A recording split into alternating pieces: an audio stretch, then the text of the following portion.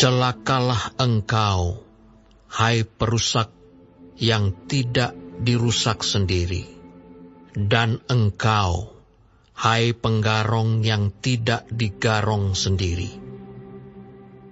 Apabila engkau selesai merusak, engkau sendiri akan dirusak. Apabila engkau habis menggarong, engkau sendiri akan digarong. Tuhan, kasihanilah kami. Engkau kami nanti-nantikan. Lindungilah kami setiap pagi dengan tangan-Mu. Ya, selamatkanlah kami di waktu kesesakan.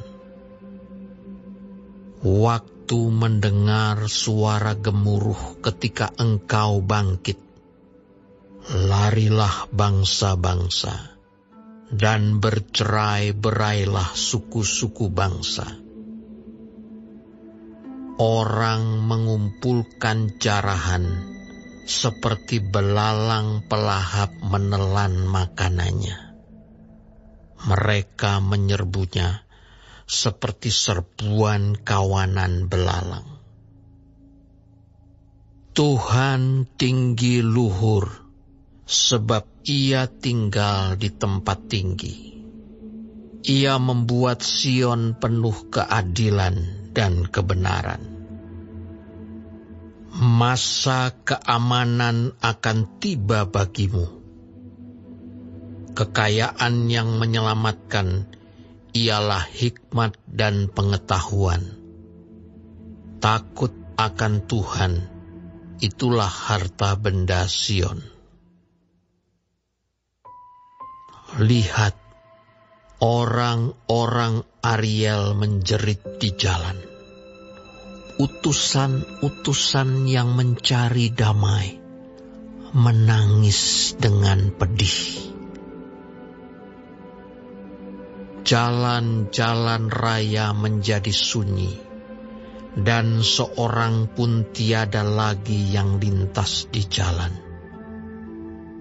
Perjanjian sudah diingkari, saksi-saksi sudah ditolak, dan manusia tidak dihiraukan.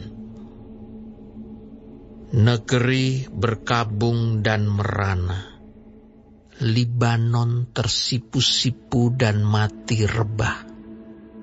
Saron sudah seperti padang belantara. Basan dan Karmel meluruh daun. Sekarang aku akan bangkit, firman Tuhan.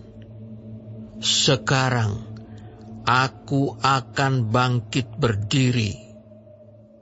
Sekarang aku akan berdiri tegak. Kamu mengandung rumput kering dan melahirkan jerami. Amarahmu seperti api yang memakan kamu sendiri. Bangsa-bangsa akan dibakar menjadi kapur dan akan dibakar dalam api seperti semak duri yang ditebang. Hai orang-orang yang jauh, dengarlah apa yang telah kulakukan. Hai orang-orang yang dekat, ketahuilah keperkasaanku. Orang-orang yang berdosa terkejut di Sion. Orang-orang murtad diliputi kegentaran. Mereka berkata, siapakah di antara kita yang dapat tinggal dalam api yang menghabiskan ini? Siapakah di antara kita yang dapat tinggal di perapian yang abadi ini? Orang yang hidup dalam kebenaran, yang berbicara dengan jujur, yang menolak untung hasil pemerasan, yang mengebaskan tangannya supaya jangan menerima suap, yang menutup telinganya supaya jangan mendengarkan rencana penumpahan darah, yang menutup matanya supaya jangan melihat kejahatan. Dialah seperti orang yang tinggal aman di tempat-tempat tinggi. Bentengnya ialah kubu di atas bukit batu. Rotinya disediakan, air minumnya terjamin.